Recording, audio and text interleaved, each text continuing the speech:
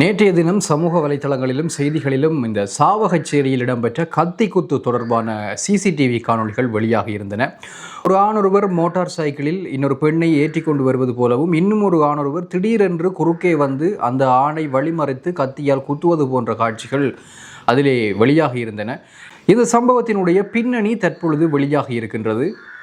அந்த மோட்டார் சைக்கிளில் பயணித்தவர்கள் சகோதரரும் சகோதரியும். குறுக்கே வந்து கத்தியால் தாக்கியவர் அந்த சகோதரியினுடைய கணவர். இடம்பெற்ற தகராறு என்ன? அவர்கள் நீதிமன்றத்திற்கு சென்றுவிட்டு வந்த பொழுது கணவர் ஏன் தாக்கினார்? வணக்கம், நான் உமாசங்கர் ஆரூரன். என்னுடைய வலையொலி பக்கத்தை சப்ஸ்கிரைப் செய்யாது பார்த்து கொண்டிருப்பவர்கள் சப்ஸ்கிரைப் செய்து கொள்ளுங்கள்.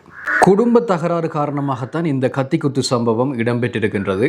இந்த சிசிடிவி காணொளியில் தாக்கப்பட்ட அந்த பெண் சகோதரர் மற்றும் சகோதரி, அதில் அந்த பெண்ணும் அதோடு தாக்கிய அந்த ஆணும் கணவன் மனைவி.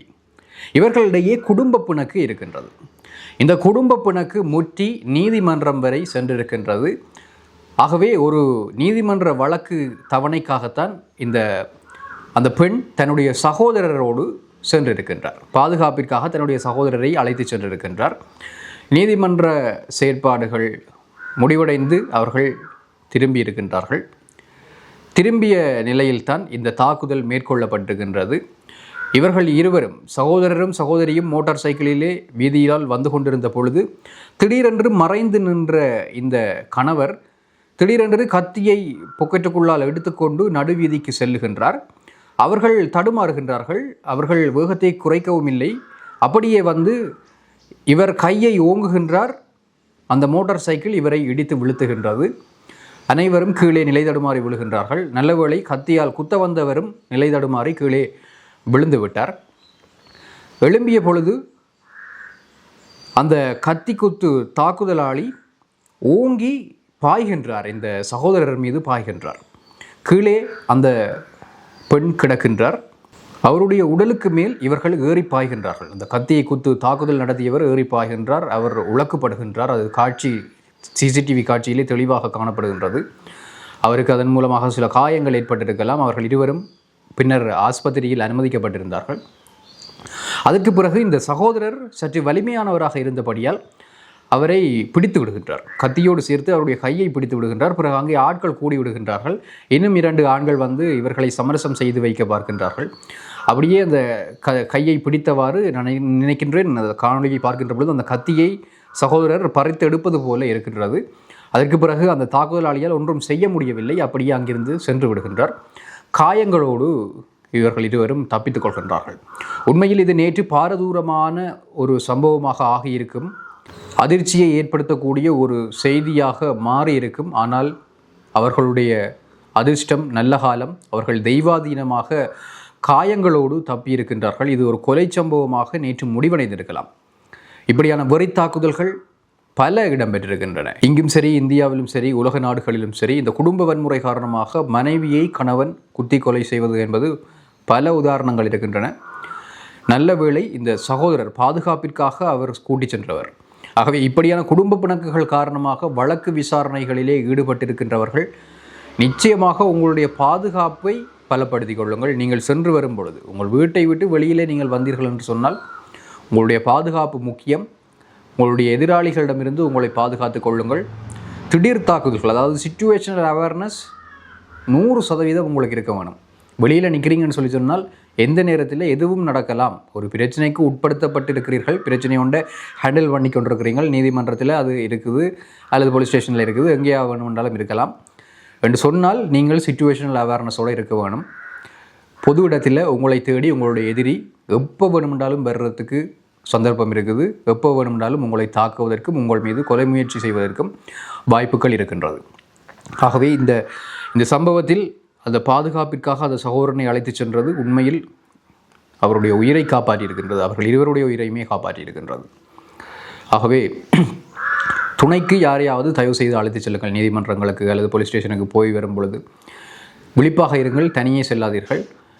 பிரச்சனைகளை சட்ட ரீதியாக கையாள வேண்டும். அப்படி கையாளுவதற்கு தகுதி இல்லாதவர்கள் இது போன்றுதான் தாக்குதல்களை மேற்கொள்வார்கள். ஆகவே அவர்களிடமிருந்து எங்களை நாங்கள் தான் பாதுகாக்க வேண்டும், வலிமையோடு இருக்க வேண்டும். இந்த சம்பவம் கூறி நிற்கின்ற செய்தி இதுதான்.